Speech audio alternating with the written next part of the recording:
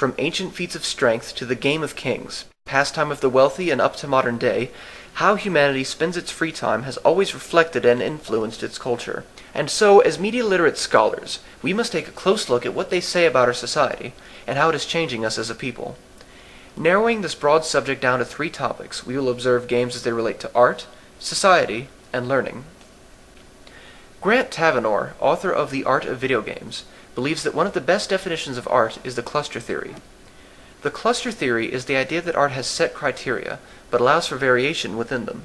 One interpretation of these definitions is that art possesses pleasing aesthetic properties, expresses emotion, is intellectually challenging, is formally complex and coherent, can convey complex meanings, exhibits an individual point of view, is an exercise in creative imagination, created with a high degree of skill, belongs to an established art form, and/or is made with the intention of being art. By this definition, video games, or at least some of them, are art. However, a more poignant question is, are they good art? On the whole, no. Video games, as it stands, are still barely out of their infancy.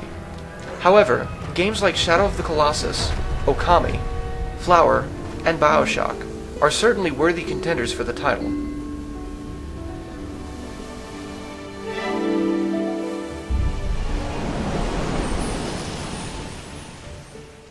Let us look specifically at BioShock for a moment. Set in the 60s, BioShock starts when your character, Jack, survives a plane crash at sea. Swimming to the sanctuary of a lighthouse, suspiciously situated in the middle of the ocean, he finds a bathysphere that takes him to the underwater city of Rapture. I am Andrew Ryan, and I'm here to ask you a question. Is a man not entitled to the sweat of his brow? No, says the man in Washington, it belongs to the poor. No, says the man in the Vatican, it belongs to God. No, says the man in Moscow, it belongs to everyone. I rejected those answers. Instead, I chose something different. I chose the impossible. I chose rapture.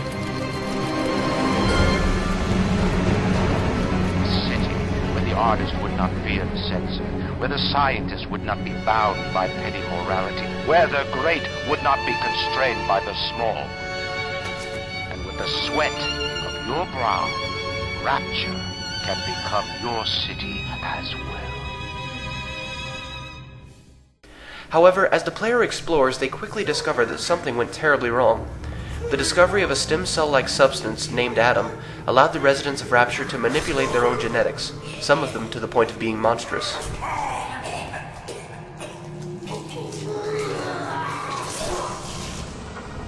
Adam also serves as a power-up, as Jack is forced to modify himself to survive. This leads to the aspect of the game that sticks with most people, the Little Sisters. Look, Mr. Bubbles, it's an angel. I can see light coming from his belly. Wait a minute, he's still breathing. It's all right. I know he'll be an angel soon.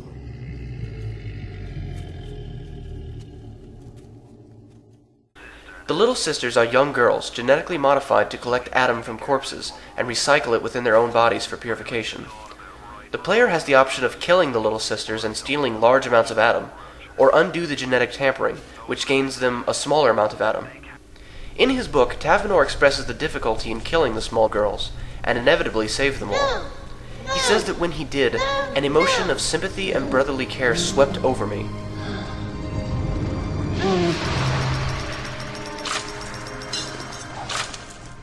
You saved me.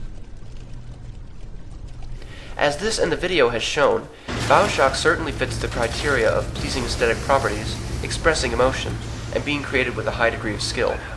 What I've been able to show you, however, is only a brief portion of the game. To play it reveals it has many of the other criteria as well. It is impossible for something as pervasive as video games not to leave its mark on society. From Pac-Man to Mario, video games have certainly had an impact. But how else could games change society? One way is through gamification. Gabe Zicherman and Christopher Cunningham, authors of the book Gamification by Design, define gamification as the process of game thinking and game mechanics to engage users and solve problems. The classic buy 10 get 1 free gimmick of coffee shops and the like is a good example of early attempts at gamification. But here is a more recent example. A game designer was allowed to test a new strategy for using speed cameras. Speed cameras are cameras that take pictures of speeding vehicles and send fines to the offenders. Kevin Richardson, the designer, made the speed camera keep track of every car that passed, and those obeying the speed limit were entered into a lottery. The prize was paid out with the fines of those who were caught speeding. The plan affected a 20% decrease in overall speed at that checkpoint. Another way that gamification can aid the world is by making mundane but necessary tasks fun. For instance, there is a free game available for download called Fold It. The object of Fold It is to fold proteins in the most efficient way possible. The highest scoring folds are cataloged and used by scientists to help cure real-world diseases. The Fold It website explains that knowing the structure of a protein is key to understanding how it works and to targeting it with drugs.